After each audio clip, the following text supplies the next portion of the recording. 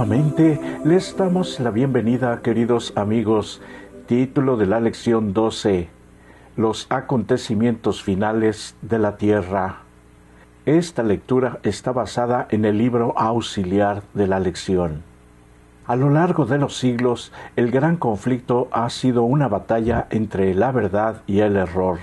Satanás es un mentiroso y el padre de la mentira, y Jesús es el autor de toda verdad. La Biblia desenmascara los engaños del maligno, la estrategia de Satanás y revela los planes de Dios.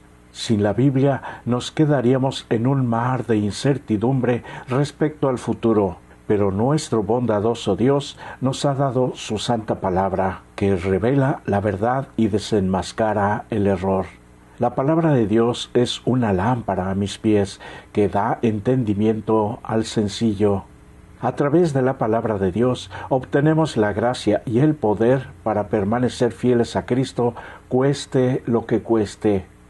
No hemos seguido fábulas artificiosas. La profecía de la palabra de Dios iluminan el camino que tenemos por delante. Establecen la diferencia entre la verdad y el error en estos últimos días. Elena de White aclara este punto y plantea algunas cuestiones reveladoras. Al pueblo de Dios se le indica que busque en las Sagradas Escrituras su salvaguardia contra las influencias de los falsos maestros y el poder seductor de los espíritus tenebrosos. Satanás emplea cuantos medios puede para impedir que la gente conozca la Biblia, cuyo lenguaje claro revelan sus engaños. El último gran engaño se desplegará pronto ante nosotros. El anticristo va a efectuar ante nuestra vista obras maravillosas. La mentira se asemejará tanto a la realidad que será imposible distinguirlos sin el auxilio de las Santas Escrituras. Ellas son las que deben atestiguar en favor o en contra de toda declaración, de todo milagro. Solo los que hayan fortalecido su espíritu con las verdades de la Biblia podrán resistir en el último gran conflicto. Toda alma ha de pasar por la prueba decisiva. ¿Obedeceré a Dios antes que a los seres humanos? La hora crítica se acerca. ¿Hemos asentado los pies en la roca de la inmutable palabra de Dios? ¿Estamos preparados para defender firmemente los mandamientos de Dios y la fe de Jesús? En esta declaración se plantean tres preguntas que requieren un examen de conciencia. La primera es: ¿obedeceré a Dios antes que a los seres humanos? En otras palabras, ¿dónde está nuestra lealtad? ¿Significan más para nosotros las opiniones de los demás que la aprobación de Cristo?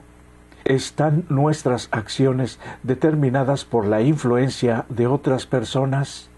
Como cristianos, nuestra lealtad suprema es a Cristo y a su santa palabra, la Biblia. La segunda pregunta es: ¿hemos asentado los pies en la roca de la inmutable palabra de Dios? Nuestro compromiso es con las enseñanzas de la palabra de Cristo. Si algo es inmutable, significa que no cambia, que es inamovible e inquebrantable. ¿Recuerdas la historia que contó Jesús acerca de las dos casas en Mateo capítulo 7? Una casa estaba construida sobre la arena de la opinión humana y la otra estaba construida sobre la roca sólida de la palabra de Dios. Cuando llegaron las tormentas, la casa construida sobre la arena se derrumbó, mientras que la casa construida sobre la palabra de Dios se mantuvo firme. Cuando la tormenta final se abata sobre este mundo con furia demoníaca, solo sobrevivirán los que hayan edificado su fe sobre las verdades inmutables de la palabra de Dios. La tercera pregunta que presenta esta cita es la siguiente: ¿estamos preparados para defender firmemente los mandamientos de Dios y la fe de Jesús? En un momento de la historia de la Tierra en que las influencias de nuestra sociedad materialista moldean los valores de la gente, Dios nos llama a mantenernos firmes en defensa de la verdad y la justicia. La Iglesia cristiana está llamada a cambiar la sociedad, no a adaptarse a ella. La presión para transigir en nuestro compromiso con la palabra de Dios será enorme. Se alzarán poderosas fuerzas contra el pueblo de Dios, pero por el poder de Cristo, éste permanecerá leal a las verdades de las Escrituras, sellados para la eternidad. En la crisis venidera relativa a la adoración, el pueblo fiel de Dios no cederá a la presión del poder de la bestia. Estarán sellados por el Espíritu Santo y no se dejarán doblegar. En la antigüedad se utilizaban sellos para atestiguar la autenticidad de los documentos oficiales. Eran una marca distintiva e individualizada. Dado que el conflicto final gira en torno a la adoración y a la autoridad de Dios revelada en su ley, es de esperarse que el sello de Dios esté incluido en su ley. El mandamiento del sábado en el centro de la ley de Dios contiene su sello. El mandamiento comienza con las palabras: «Acuérdate del sábado para santificarlo». Pero el séptimo día es de reposo para Jehová tu Dios, porque en 6 días hizo Jehová los cielos y la tierra, el mar y todas las cosas que en ellos hay, y reposó en el séptimo día. Por tanto, Jehová bendijo el sábado y lo santificó. Éxodo capítulo 20. Aquí tenemos 3 elementos propios de un sello genuino: el nombre del creador del sello, Jehová tu Dios. Versículo 10, el título del que sella, hizo Jehová, y el territorio del que sella, los cielos y la tierra, el mar y todas las cosas que en ellos hay. En la Biblia a veces se denomina sello a una señal. De acuerdo a Romanos 4:11, ambas palabras son intercambiables. Como una señal, el sello de Dios en el corazón de su ley, el sábado se encuentra en el centro del conflicto final sobre la adoración. Según Apocalipsis capítulo 7 versos 1 al 3 y Apocalipsis 14:1, el sello de Dios es colocado en la frente. La frente es un símbolo de la mente y representa una decisión a conciencia. Satanás también tiene su marca.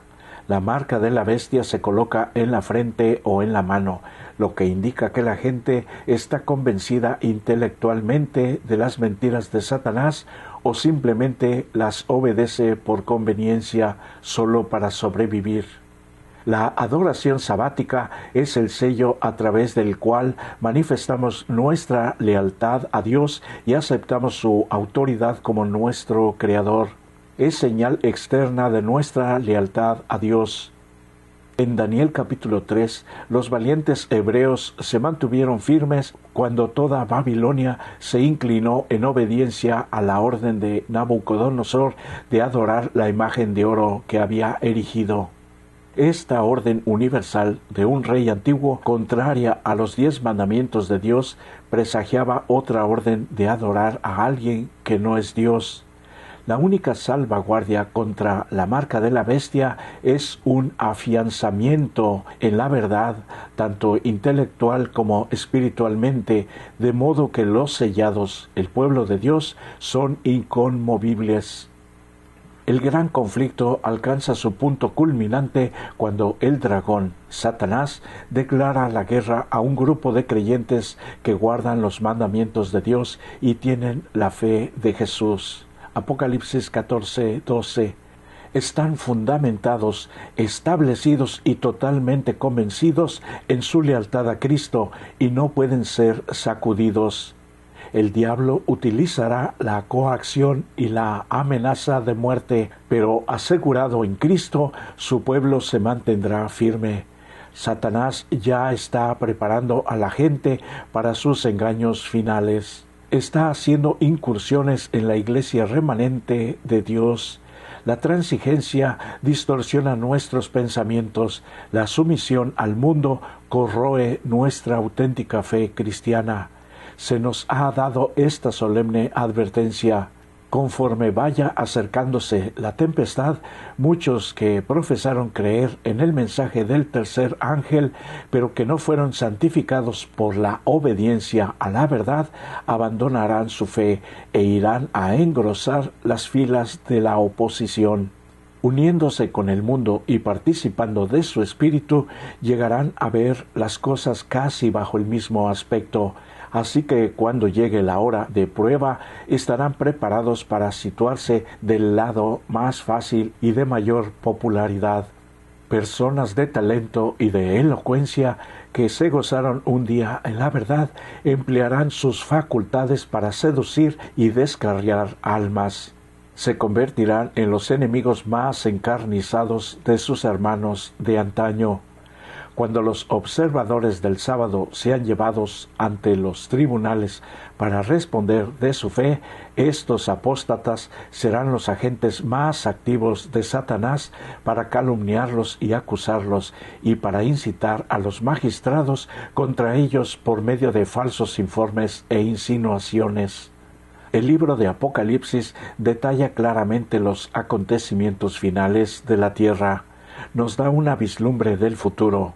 Dios nos ama demasiado como para mantenernos en la oscuridad sobre lo que se avecina en este mundo. Quiere que estemos preparados para el futuro. Una vislumbre del futuro. El último llamado de Dios a este planeta rebelde se encuentra en Apocalipsis capítulo 14 versos 6 al 12. 3 ángeles vuelan velozmente en medio del cielo para llevar el último mensaje del Evangelio eterno de Dios a toda nación, tribu, lengua y pueblo. Versículo 6. El primer ángel urge a los hombres y mujeres a adorar al Creador. Versículo 7. El segundo ángel les advierte sobre la caída de Babilonia. Versículo 8. Y el tercer ángel revela las terribles consecuencias de adorar a la bestia. Versículos 9 al 11. El grupo que adora al Creador y no adora a la bestia es descrito como el que guarda los mandamientos de Dios y la fe de Jesús. Versículo 12. La creación es el fundamento de la verdadera adoración. Apocalipsis 4, verso 11. El conflicto venidero sobre la ley de Dios girará en torno a su autoridad creadora. Si Satanás puede acabar con el sábado, declarará que su autoridad es mayor que la de Dios. Para lograr sus objetivos, Satanás intentará convencer u obligar al mundo entero a que acepte el falso día de reposo. El maligno utilizará su poder engañoso para embaucar a la última generación que ha ignorado la palabra de Dios. Lo que no pueda conseguir mediante el engaño, lo logrará por la fuerza. Su malvado plan maestro consiste en influir en los líderes apóstatas de las iglesias y en los legisladores corruptos para que aprueben un decreto por el que nadie pueda comprar ni vender a menos que reciba la marca de la bestia. Finalmente, sobrevendrán el encarcelamiento, la persecución y la muerte. Apocalipsis capítulo 13 versos 13 al 17. Elena de White reflexiona sobre este serio desafío. Terrible será la crisis que vendrá sobre el mundo. Los poderes de la tierra que se unen para hacer la guerra a los mandamientos de Dios decretarán que todos los hombres, pequeños y grandes, ricos y pobres, libres y esclavos, se conformen a las costumbres de la Iglesia y observen el falso día de reposo. Apocalipsis 13, 16. Todos los que se nieguen a someterse serán castigados por la autoridad civil y finalmente se decretará que son dignos de muerte. El sábado será la gran prueba de lealtad, pues es el punto especialmente controvertido. Cuando esta prueba les sea aplicada finalmente a los hombres, se trazará la línea de separación entre los que sirven a Dios y los que no le sirven. Mientras la observancia del falso día de reposo el domingo, en obedecimiento a la ley del Estado y en oposición al cuarto mandamiento que habla acerca de adorar a Dios en sábado, será una declaración de obediencia a un poder que está en oposición a Dios. La observancia del verdadero día de reposo, el sábado, en obediencia a la ley de Dios, será una señal de lealtad al Creador. Mientras que una clase de personas, al aceptar la señal de sumisión a los poderes del mundo, recibe la marca de la bestia, la otra, por haber escogido la señal de obediencia a la autoridad divina, recibirá el sello de Dios. El pueblo de Dios de los últimos días experimentará toda la ira de Satanás, pero al mantenerse fiel a Cristo, también experimentará el maravilloso derramamiento del Espíritu Santo de Dios. La tierra será alumbrada con su gloria. Apocalipsis 18:1.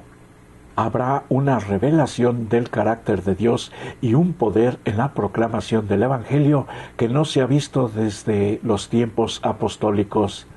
La repetición del Pentecostés, el derramamiento del Espíritu Santo en el día del Pentecostés, impulsó poderosamente a la iglesia cristiana. 3,000 personas se convirtieron en un día. El libro de los Hechos registra los milagros de la gracia transformadora de Dios. El evangelista Lucas señala: muchos de los que habían oído la palabra creyeron, y el número de los hombres era como 5,000. Hechos 4:4. Los creyentes que se reunieron en el aposento alto para orar eran apenas 120, pero 120 personas que oraban marcaron una gran diferencia. Hechos capítulo 1 versos 14 y 15. La iglesia creció rápidamente hasta contar con miles de creyentes. La historia continúa. La palabra del Señor crecía y el número de los discípulos se multiplicaba grandemente en Jerusalén. También muchos de los líderes de la iglesia obedecían a la fe. Hechos capítulo 6 verso 7. Cuando los discípulos fueron intensamente perseguidos en Jerusalén, fueron por todas partes anunciando el Evangelio. Hechos 8:4. Se plantaron nuevas iglesias por toda Judea, Samaria y Galilea. Hechos 9:31. Tras su conversión, el apóstol Pablo proclamó a Cristo por todo el mundo mediterráneo. En Tesalónica, unos judíos opuestos al Evangelio pronunciaron esta sorprendente declaración: estos que trastornan al mundo entero también han venido acá. Hechos 17:6. Mediante el poder del Espíritu Santo, los discípulos alcanzaron el mundo conocido en ese momento en un tiempo relativamente breve.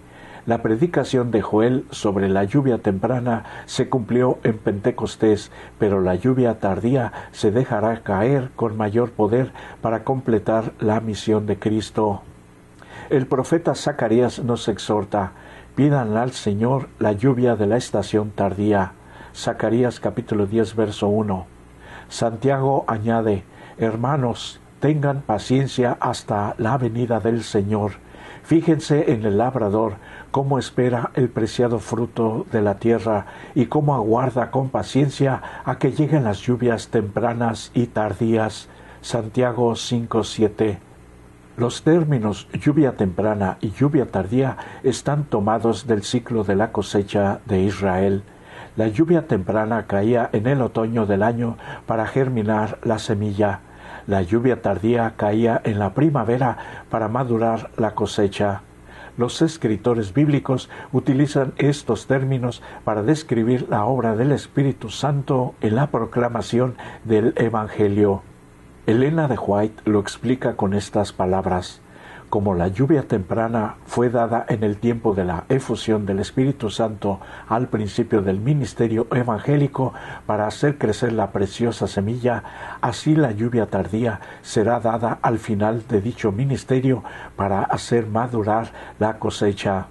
La gran obra de evangelización no terminará con menor manifestación del poder divino que la que señaló el principio de ella.